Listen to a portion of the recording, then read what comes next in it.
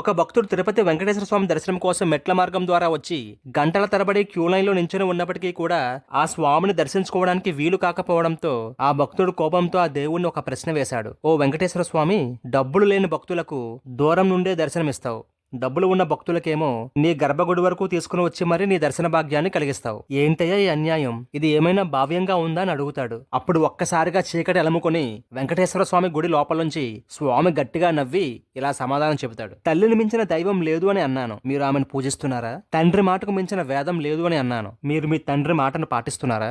గురువు దైవంతో సమానమని అన్నాను, ఆ మాట మీరు వినిపించుకున్నారా? ఇందు గలడు అందు లేడు అనే సందేహం వద్దు, నువ్వు నన్ను ఎక్కడ వెతికినా అక్కడంతా నేనే ఉన్నాను అని అన్నాను, మీరు ఆ మాట నమ్మారా? కష్టాల్లో ఉన్న వారికి సాయం చేయండి, అది నాకు చేసినట్లే అని అన్నాను, మీరు చేస్తున్నారా? నేను ఎక్కడ ఉండాలో, నేను ఎప్పుడు దర్శనం ఇవ్వాలో, నాకు ఎప్పుడు ఉత్సవాలు చేయాలో, నా మొక్కులు ఎలా చెల్లించాలో అన్నీ మీరే నిర్ణయించారు. ఇప్పుడు నాకు వెలకట్టి అందరూ వచ్చి చూసి వెళ్లే వస్తువులా నిలబెట్టారు. అన్నీ మీరే చేసి మళ్ళీ నేను చేశానని నిందించడం న్యాయమా అని స్వామి ఆ భక్తుడిని అడ్డుపెట్టి మనందరినీ అడుగుతున్నాడు. మరి మీ సమాధానం ఏమిటో మీరే స్వామికి చెప్పండి.